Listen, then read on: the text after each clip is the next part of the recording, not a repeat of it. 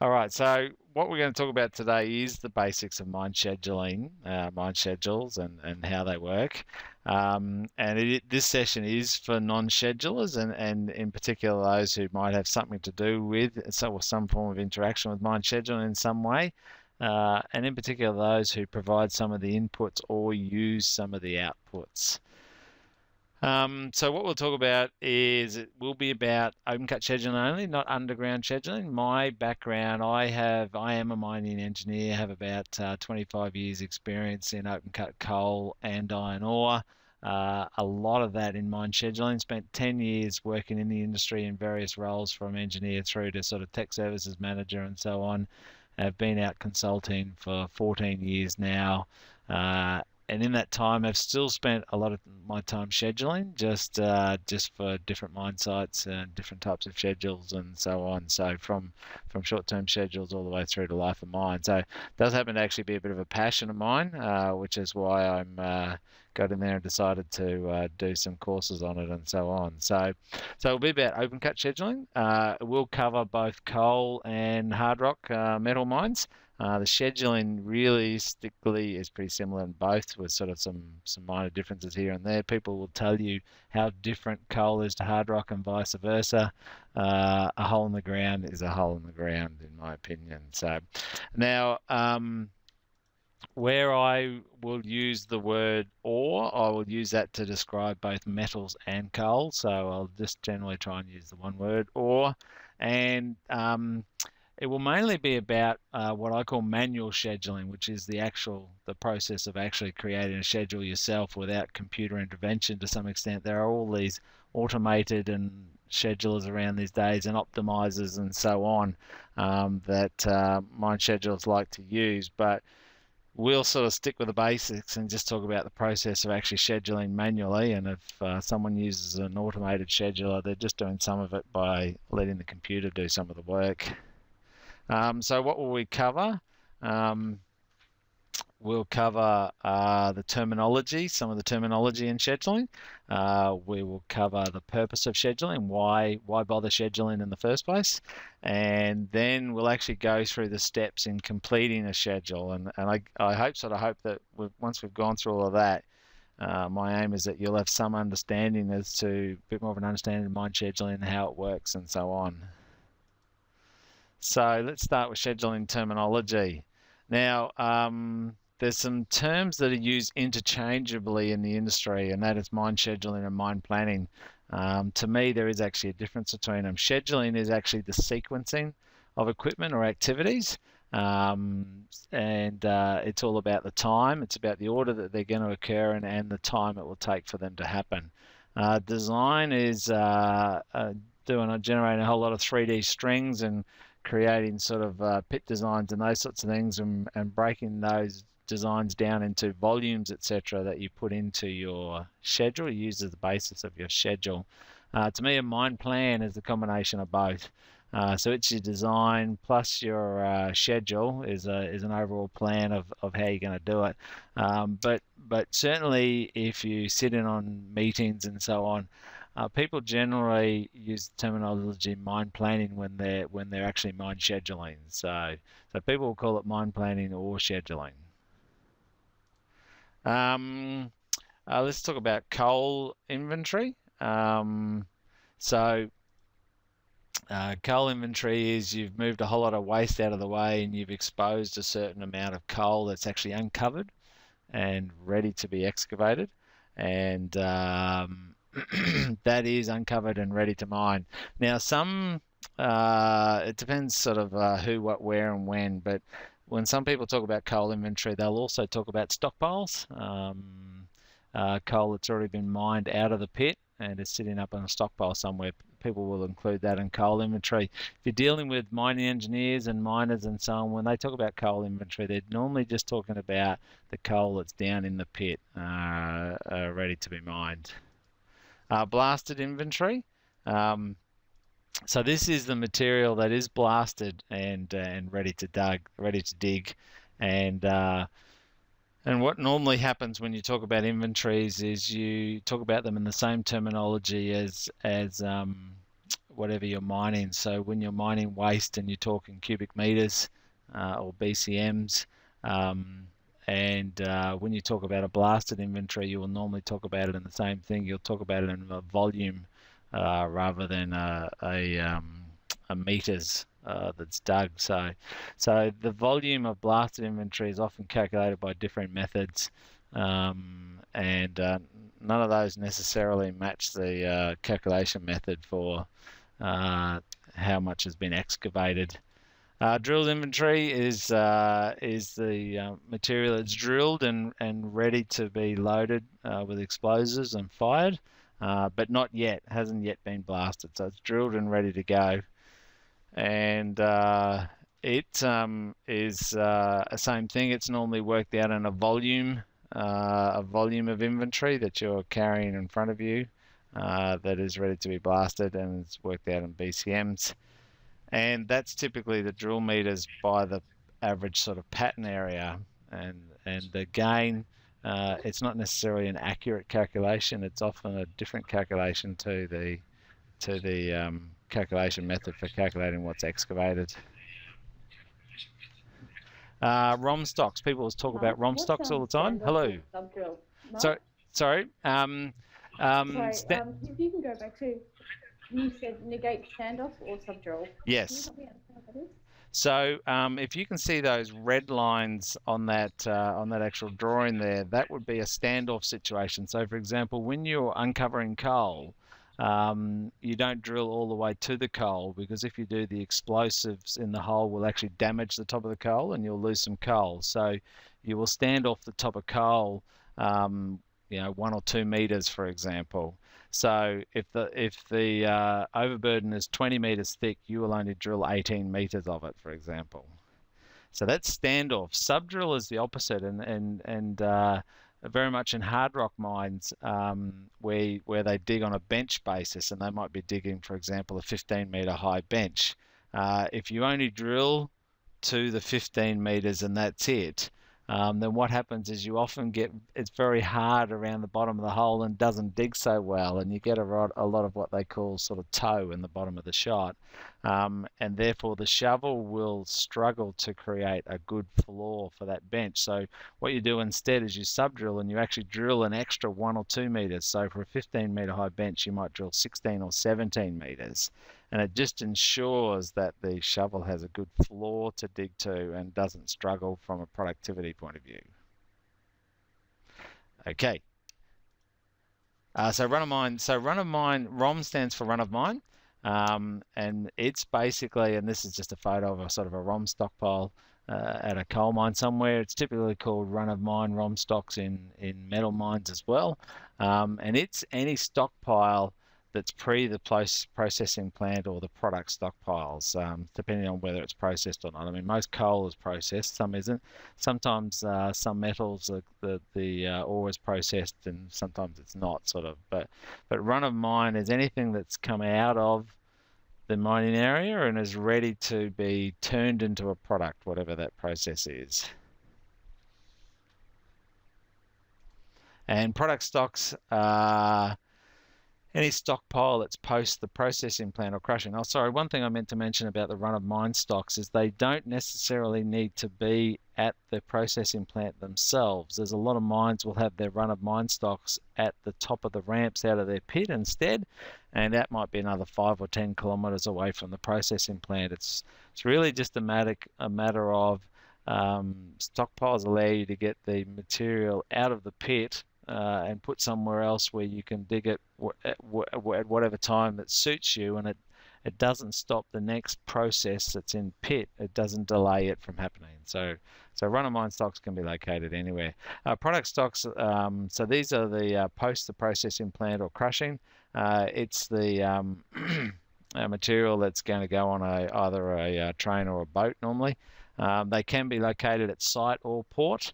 And when you talk about product stockpiles, you normally add the site and port stockpiles together to talk about your total product stocks. And that, just because it's product stocks doesn't mean that it's necessarily on spec and ready to go out on a boat. Sometimes you'll rail various product specifications down to the port, and you'll blend it at the port, for example, but your product stockpiles at the mine are still called product stockpiles, even though they're not on spec material ready to go. High grade and low grade. Now this is these are used in metals more so than coal, and different meaning at any and every mine site. Everyone will use these terms differently. Typically, though, a high grade is a high quality material. It's normally above product specifications. Is always going to be ore. And is often used to blend with a lower grade material to turn into something that you send out on spec. In coal, if people talk about high grading something, they're normally talking about taking the best part of the deposit, the area with the best economics and so on. And low grade in metals again, different. Sorry, question? Sorry, Mark. Oh, yes. So just a question: when you're blending coal, a question from Leah. Yes. When you're blending coal, are you necessarily blending high grade with low grade, or you're blending it with another product entirely? In coal, they don't normally use the words high grade and low grade, but yes, you might certainly be blending a material. In coal, people typically talk about ash as a generic terminology for the grade. There's lots of other qualities that matter, but ash is like the main one. So people will blend a high ash with a low ash to produce sort of an on-spec product, for example. But interestingly, most coal mines wash to whatever the product ash is. So if you're supposed to be selling a 9% ash product, that's what you actually wash to. So everything that comes out is 9%, and so there's not really a lot of blending that necessarily happens.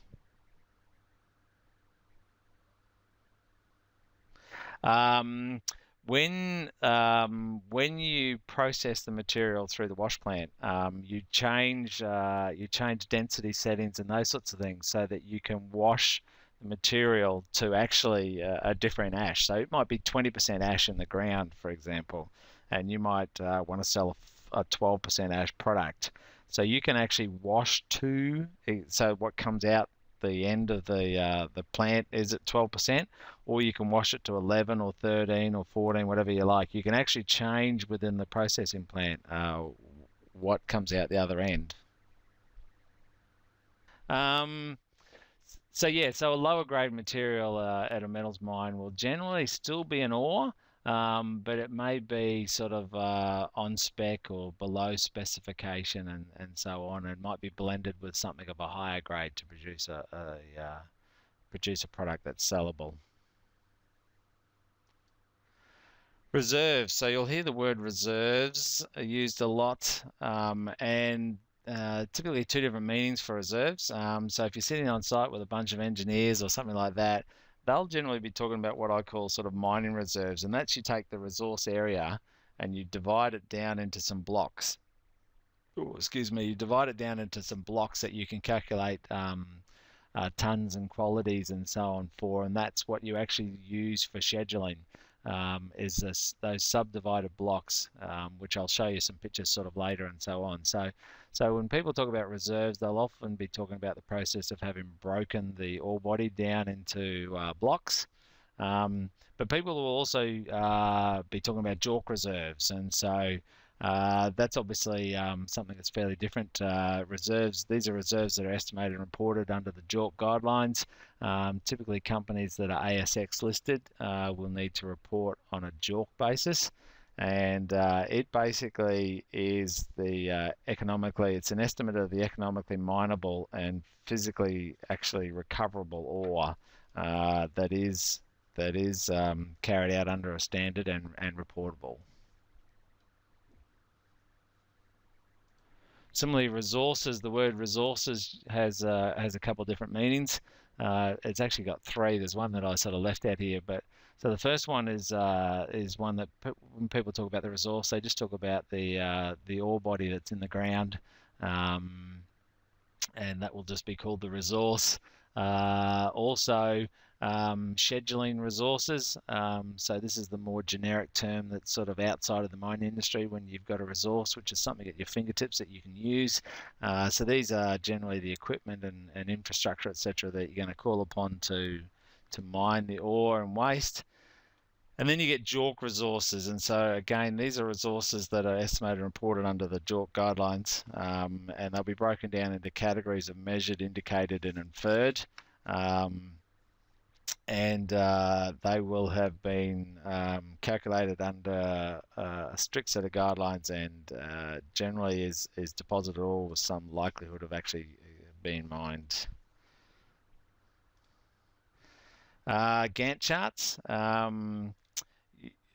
Used fairly extensively in scheduling. So these are actually, they'll have, the rows will typically be something like either the equipment or a location in the mine. And across the top, you'll have periods. And the bars will represent what you are mining when. And they're a very effective method for visualizing the sequencing and whether any activities are overlapping or not. And I'll come to them more a bit later. Now, you may hear people talk about float or lag in the schedule, and this is the time between completion of one activity and commencement of the following activity. So, for example, in this example here, the green is a truck and shovel operation, and the purple is the drag line digging the material under that truck shovel operation. And so float in that particular area, the shovel finishes in that area, and then about 2 weeks later or so, the dragline actually starts in that same area. It's sort of it's an important from an area point of view because equipment sort of tends to consume an area where you can't have equipment working next to each other and so on. So you can't have the dragline sort of working in close vicinity to the shovel. So that shovel sort of is tying up that area for a period of time, and once it's finished in that area, then the dragline's free to sort of work in there. But if we were to look at it purely sort of on a very specific point in space, the shovel finishes this block 60 mid-July, but the dragline doesn't start block 60 until sort of early in September. So that's like about a 7-week float, for example. But it's not to say that you could actually put the dragline into block 60 any earlier because they need a lot of room around them and so on. Pre-scheduling. So pre-scheduling is when someone has actually specified the reserve blocks which have had some activity already completed in them prior to scheduling. So any schedule where the mine's already happened, you'll have material that's in your reserves in your scheduling database that's already been drilled or it's already been blasted or something. And so this is just a picture where the person specified that certain percentages of some of these activities, such as dragline and coal mining and so on, has already happened. So that's it in terms of terminology. I'm interested as to whether there's any terms that you guys have heard or would like to know that I might have missed. A bit difficult for me when I've been doing it for so long to just try and think of the terms that someone who's not involved in scheduling might understand. So have you guys got any questions or anything about any of that, or any terms that spring to mind that you might like to know what they mean? Mark, it's Leah. I've got one question. Yes. Yes. What does it mean to sterilize coal? Okay, so to sterilize coal can either be on a temporary or permanent basis, and it means that it's not available to mine. So what might happen, for example, you might have a creek through an area, and so you can't, if you choose not to divert the creek, then you're sterilizing the coal underneath it, which means that you're never going to get that coal. And so that's on a permanent basis. For example, you might sterilize coal on a temporary basis, which means, for example, you've put some dirt somewhere that's on top of coal, or it doesn't allow you to drill and blast there or something, and you might be planning to move it again later, but it's sterilized that coal, which means it's not available to get now. All right, so now why bother scheduling? So there's many and varied reasons for scheduling, and we can probably break those down into different reasons for long-term, short-term, and long-term, medium-term, and short-term scheduling. So if we talk about long-term scheduling first, and when I'm talking about long-term scheduling, I'm typically talking about mine schedules that are longer than 5 years. So they're anywhere from 5 years through to life of mine schedules. Certainly the first reason, the main reason, is typically around understanding the mine economics. So, where are you going to generate the best margin in the mine and why? Um, it's certainly around understanding capital. How much capital are you going to need to operate the mine, to build the mine in the first place, etc., or to add to it throughout the life of the mine, and when? What products are you going to sell? Given the resource that you've got in the ground, what's the best set of products that you should sell out of it to maximize your revenue? And does that product strategy change over time, particularly as the resource in the ground, the qualities of it, and so on change? Should you actually be selling a different product as you go through the life of the mine? Other reasons, other things from a long-term point of view, other reasons for scheduling is understanding the boundaries of the mining area. So this is just an example picture where, for example, the red and the purple and the green are economic material that will be mined, and it's white is not economic, so you won't be mining there. So it's about understanding where you're mining, where you're not. It's about understanding major changes that will happen throughout the life of the mine, and these will be things such as when you bring on new pits, if you've got creeks or other infrastructure, when you might divert those, or what resource that they're actually sterilising, to use that term that you won't get access to. Very much around strategic questions and value engineering, particularly once you start operations and so on. It's about understanding how you can improve things, understanding issues, seeing issues that are coming, and so on. For me, a good long-term plan should actually raise as many questions as it answers. And I've carried out long-term planning at a number of mines for many years, where what we've done is that each year we raise a lot of questions, and our aim is to answer them by the next year, and in the next plan actually raise some more questions, and so on. And it's also about environmental approval processes. So things like environmental impact statements and environmental management plans and those sorts of things all require some long-term life of mine planning in terms of what are your plans for the mine, and therefore what will its effect on the environment be. From a midterm point of view, and so by midterm I mean anything from 4 months to 5 years, any schedule of that sort of period. And it's very much about higher confidence. So long-term scheduling is typically carried out at a fairly high level, not necessarily entirely accurately, and so on. So midterm scheduling is about carrying out scheduling at a greater degree of accuracy to give you a greater degree of confidence. And it's also about understanding your marketing schedule in the shorter term. What are the products that you do actually want to sell, so that your marketing people are working in the right area. Also about revenue and cost forecasting. Certainly the annual budget is what most mining companies work on as a key sort of a key KPI. And it's somewhat critical to sort of company planning and success. So that medium-term planning is about providing more accurate numbers for budgeting. And it's also the time frame for key decision making and actioning, sort of given lead times, particularly things around purchasing new equipment and so on. You know, new shovels and those sorts of things will have a lead time of something like 9 months or whatever. So you need to carry out that more accurate scheduling so that you've got an idea to order these sorts of things in time. Opening up new pits, you've got to build roads, you've got to clear topsoil, all those sorts of things. So it's about understanding what you've got to do within the time to make sure it happens, and also any other areas where you've got consultation issues with external or internal shareholders, external community and those sorts of things. You've got to start those sort of processes fairly early. So from a short term, and by short term I mean any scheduling that's for 4 months or less, and short-term scheduling, certainly the longer part of the short-term scheduling from a couple of months a couple of months time frame, is really about setting up the mine so as to allow your targets to be achieved. So, and that starts with the most critical target, which is all about product tons and qualities, and then working backwards from there in terms of what have you got to do to ensure that you meet those product tons and qualities. So it's about the detailed planning about exactly how you're going to meet those, what ore you need to mine, etc. What waste do you need to mine to get access to that ore?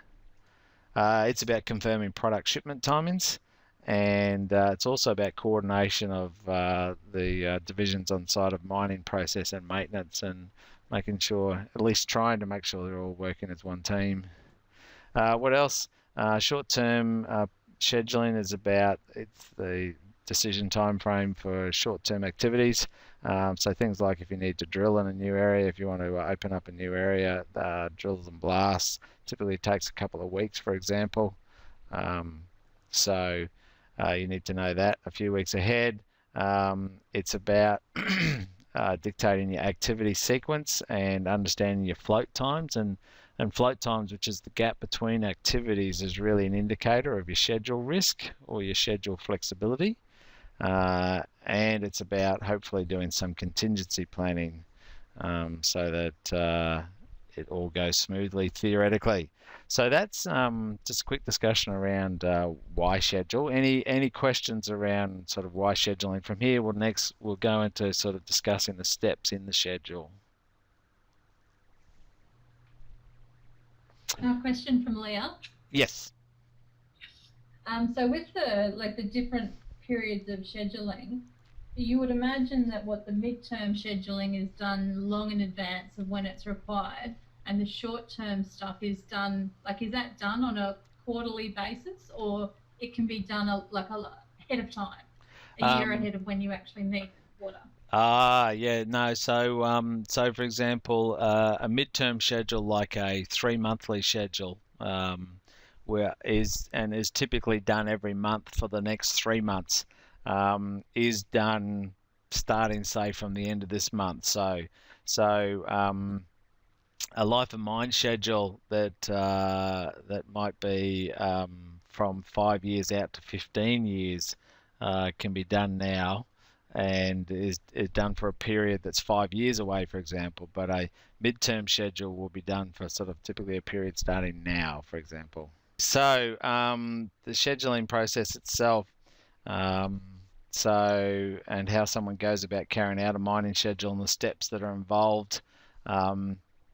And realistically, it's a continual process, and it starts with updating reserves. And I'll go through each of these steps in a bit more sort of detail, but it starts with updating the reserves that you're going to base the schedule on, checking your face positions, and then confirming all of the inputs that go into the schedule, understanding what your schedule targets are or your schedule's drivers, then carrying out the sequencing and scheduling process. And that is very much an iterative process, sometimes painfully iterative, but it is an iterative process. Then you produce a series of outputs. You communicate them, hopefully, in some way and form that's understood by the people who've got to implement the plan. And then the last step that often is left out by a lot of people, you reconcile actual against your plan so that you can learn for the next schedule, which then you start the process all over again. So if we talk about the first step, which is updating or checking the reserves, and the reserves are the set of blocks and volumes or tons that you're actually going to go and schedule your equipment against. And so the first step is in a new schedule is to check that what you're scheduling on is okay.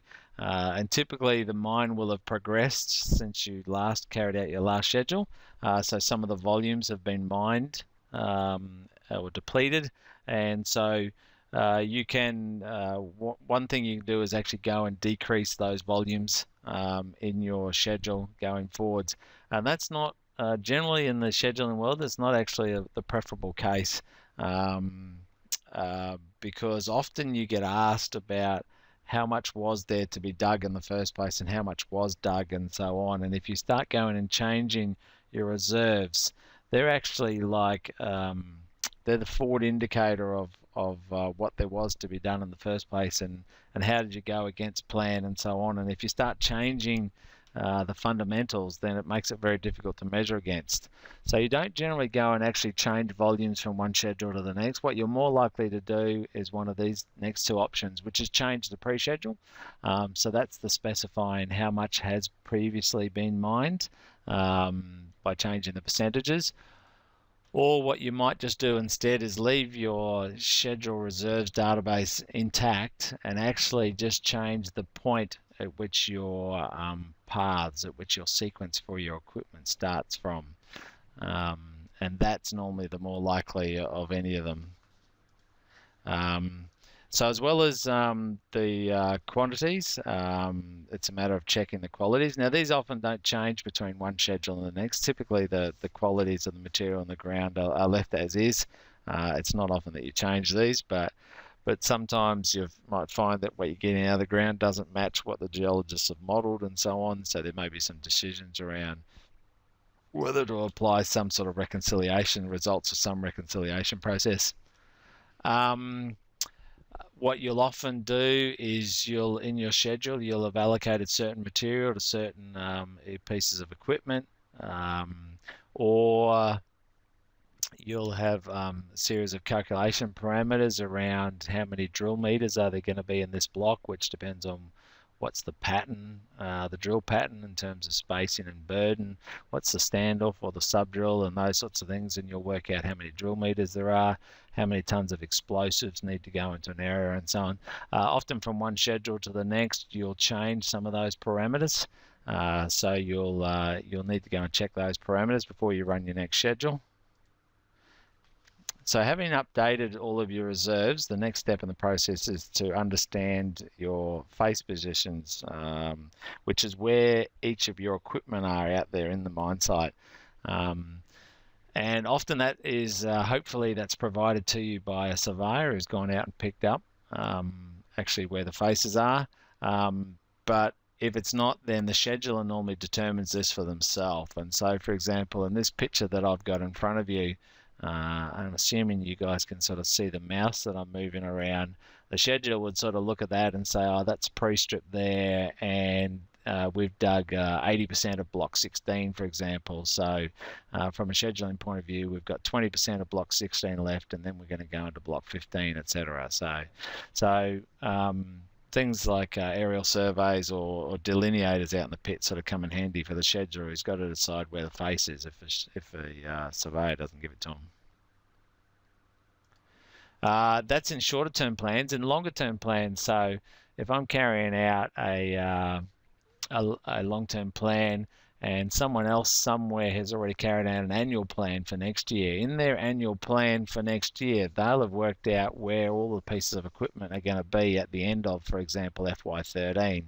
So at the end of FY13, this particular piece of equipment is 13% of the way through this block 5, for example. So when I go and carry out my life of mine schedule that starts from the end of year 1 and goes out for another 14 years, I will start that piece of equipment and say that I've got 87% left of block 5 to dig, for example. So longer term ones will often be based on face positions you'll get from whoever's carried out the previous schedule. And again, you could change reserve volumes, but preferably you don't do that. Preferably instead you just actually start your equipment sequence from a new location. So once you know all your face positions, the next thing is to confirm all the inputs into the schedule. And so these will be things like productivities, for example. So are you going to use the same productivities for shovels and drills and drag lines and so on as the last schedule? Are you going to use the same availabilities? So here's availabilities on a year-by-year basis and utilization and so on for drag line versus a loader and so on. And so it's really just about, has anything changed since last time? Often as the mine scheduler, you're told what to use. It's dictated from somewhere up above, and that doesn't always necessarily match reality, but often it is just dictated what to use. The other thing from a schedule point of input point of view is you'll have scheduled major downtime on equipment, for example, particularly draglines and electric shovels. So has the timing of any of that equipment downtime changed? And any other constraints like plant shuts or any external drivers that you might have that are forcing you can't mine in a certain area because of something that's happening sort of close to the lease boundary or something along those lines. And are you using the same schedule targets? And so that's because there's two ways to schedule. You can schedule by productivity of equipment, by the hours it's going to work, or an easier way to schedule is just to specify a certain number of cubic meters it's going to excavate per month or something. So have any of those targets changed? So having confirmed all your schedule inputs, the next part is to understand when you're scheduling, what is it that you are trying to achieve, and so therefore confirm the methodology behind your schedule, and have any of the actual schedule targets changed. So from a longer term point of view, often a primary driver is one around profit, which is generally NPV, maximizing cash flow early and so on. So this is an example of some work I did for a mine site where they had a number of pits that they could dig in with draglines. I created a uniform dragline, put that uniform dragline in each of the pits, and plotted out the cash margin that it would generate in each pit over a year-by-year basis. And so, for example, that says that you should definitely have a dragline in the red and the brown pits. If you only had 2 draglines, you would keep them in there for about 8 years or 9 years until such time as it was time to put them into one of the blue or green pits.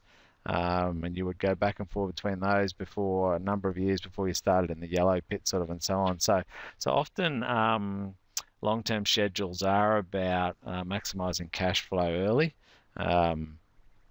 Long-term schedules will often always be about quality as well. Most mine sites have some sort of quality driver. And so this is an example of FOSS versus coke strength or something like that. So these are the blocks that are out there available to excavate. The size of the bubble represents the number of tons in each block, and this yellow box here represents the range of the product that we're trying to actually sell. And so you can see that we actually have very little material on that mine site that sits actually ideally inside that box and is therefore easy to mine and blend. In actual fact, we have a whole lot of material that sits outside, and so we've got to work out the best way to blend high phos material with low phos material to produce something that's in spec but also get the coke strength right, sort of, and so on. So quality, what are your quality targets? From a shorter term schedule point of view, that may require some of your own calculations. So for example, it may well be a case of what do we have in our stockpiles at the moment on site, which might be we have 136,000 tonnes at a certain set of qualities. What is it that we need? What have we committed to from a shipping or railing point of view over the next month or whatever, which is 348,000 tonnes at those particular set of specs. So therefore, if I take what we have away from what we need, that actually tells me what I've got to mine in the next 2 weeks or the next week or whatever it is to produce the material that I need to rail. So shorter term, often the scheduler just works it out themselves. Other primary drivers, particularly from a longer term schedule point of view, are generally about delaying capital. So this is a schedule that was carried out for a mine site, and you can see that they've done a fairly good job of delaying the trucks for about 40 years or so, and then they need a massive sort of hit of trucks. Often when you run long-term schedules and you're thinking about equipment and so on, this is an interesting scenario because at about year 41 they need to buy about 25 trucks or so, and trucks might have an average life of about 6 years or something like that, which means about 2 years before the end of the mine life they have to replace a whole lot of trucks. So you think about those sorts of scenarios in long-term scheduling and go, well, maybe we'll get a contractor in, or maybe we'll do something else or whatever instead. So but typically you do try and delay capital. And then one of the other ones is to try and smooth annual volumes as much as you can. Bumps in volume to be dug and so on. You don't normally go and buy equipment. You'll get contractors in or whatever instead. So you'll try and smooth that out as much as possible. In this particular example here, these are all sort of different pits at a particular mine site, and they were producing 15 million tonnes of coal per year out of about 8 pits at once. The blue is the highest margin pit. So if you went and finished off these 4 pits in the middle, you decrease the number of pits that are available to dig. As you decrease them, as you get out later in the life of the mine, you actually won't have enough pits available to get your annual tonnage of 15 million tonnes. That becomes an issue because you've paid for that port capacity and all your infrastructure is set up for 15 million tonnes, and you're only producing 10 million tonnes or something. You're underutilising your capital, as well as having some contractual issues and so on. So life of mine planning will often have to consider a number of other drivers. So having decided what it is that you're driving for in your schedule, the next step's actually carrying out the sequencing and so on. So the first thing you do is you start with reviewing your existing paths. So these are your sequence that you've set for each piece of equipment. And what do you know has changed since the last schedule that you carried out? So therefore, what can you go and change automatically without thinking about it too much?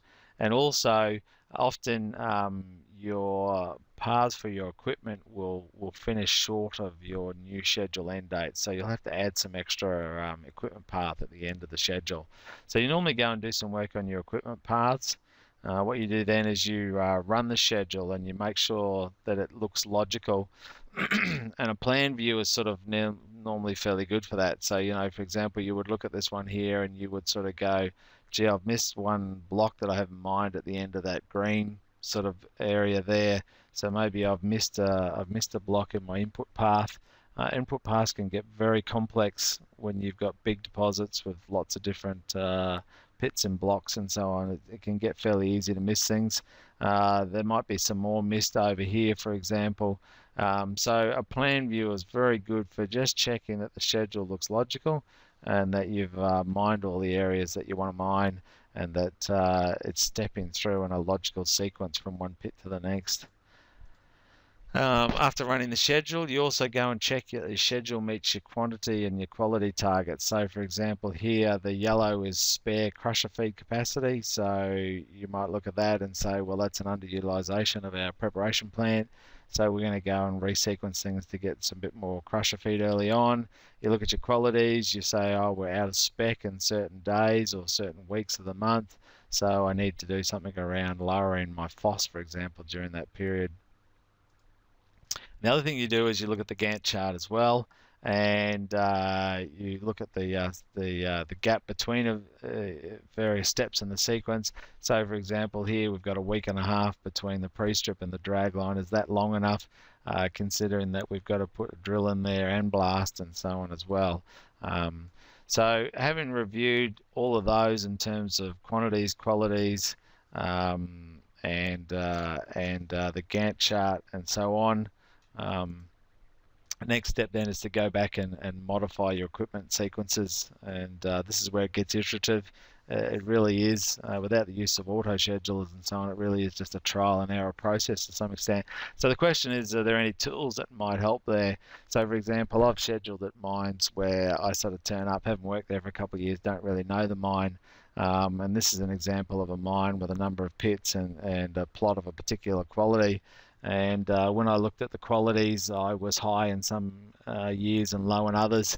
And the easiest way for me to work out how to change my path was to actually go and do a plot of the whole mine site and see which were the low quality and the high quality pits. And then I could go back and look at my sequence and then go, all right, well, I don't want to be in that pit that year because it's too high or it's too low or whatever. So it's a question around what tools can you create yourself or that may help.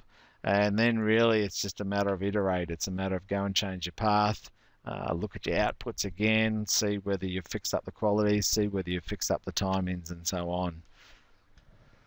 Once you've done all those and you've got to a schedule that you're actually happy with, it's then about producing some schedule outputs and communicating those.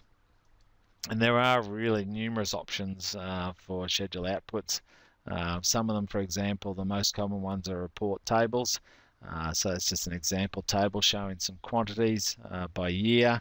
Gantt charts are, as I said before, a good way to look at the visual timing, to visualize the timing between different activities. Progress plans are a good way to see how the mine's progressing from one period to the next, and where various equipment is heading around the mine site. And then charts. I mean, a picture's worth 1,000 words, and I find charts really good for identifying trends and outliers and so on that tables just tend to hide stuff. Another tool that's available these days, animations, schedule animations as well. So this is just an example animation, which just shows the equipment as it's mining particular blocks and moving around the pit and so on. And so you can sort of see how the pit's progressing. You can see whether you've got a lot happening in a tight area and so on.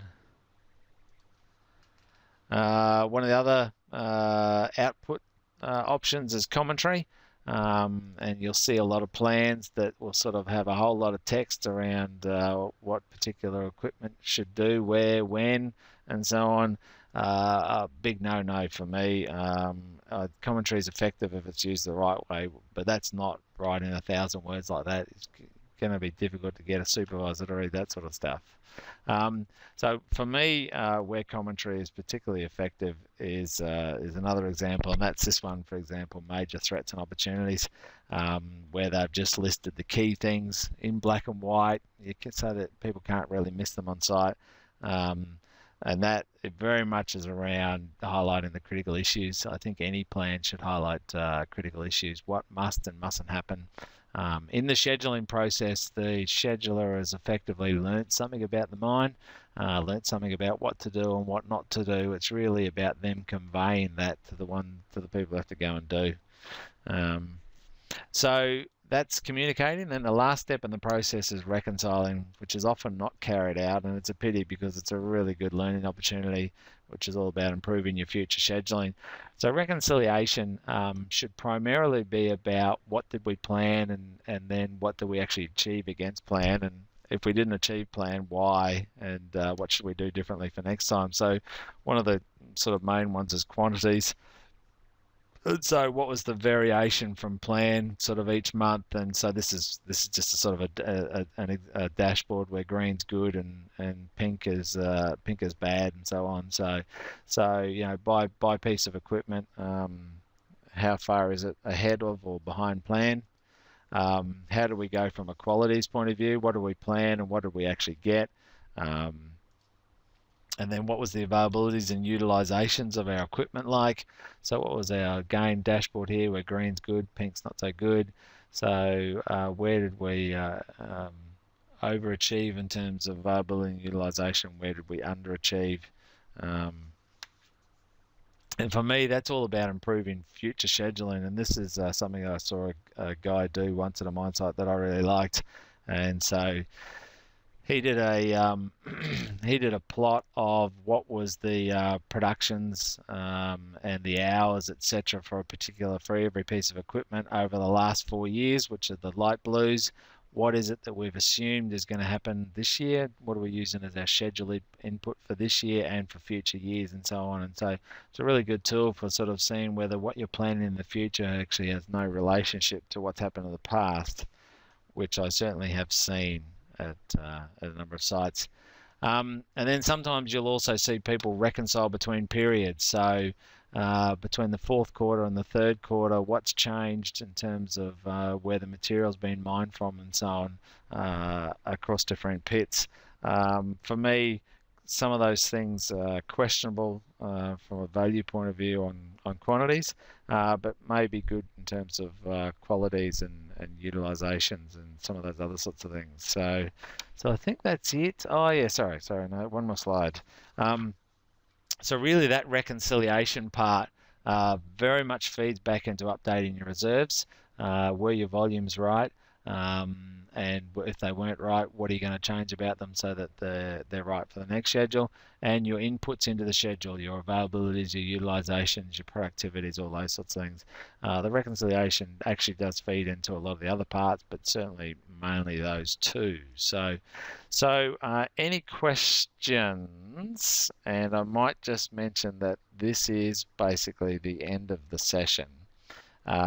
So any questions, anything you want to ask, anything about scheduling at all, fire away. Mark, if you don't mind, so it was, I had assumed that measurement against plan would be part of the scheduling process. So, and I know you talked about communicate. Does that include communication of performance against plan? Because I just wondering if the scheduler's mandate. I think it should be. It's a fundamental part of it. I don't go to many mine sites where I see them have a scheduling meeting, for example, and the first thing they talk about is how they went against plan last time. But if you want to improve future planning, you've got to understand what didn't work in your last plan, for example. So to me, I'm talking about, so scheduling, you're going down to the below 4 months, say, but how often do they measure, or does that come down into them when they're doing the weekly, daily planning? So whose mandate is measuring performance, or is that the whole? Should it be the whole? I mean, in theory, should it be the whole way up? So most mine sites have pretty good measurement systems in terms of knowing cubic meters that were moved, or tons that were moved, or meters that were drilled, and so on. Most of them have sort of that automated equipment on the automated measurement systems on equipment. Then there will be someone on site whose role is to report, and it's normally carried out in a computerized system, but there's someone's role who is to report daily, what happened yesterday.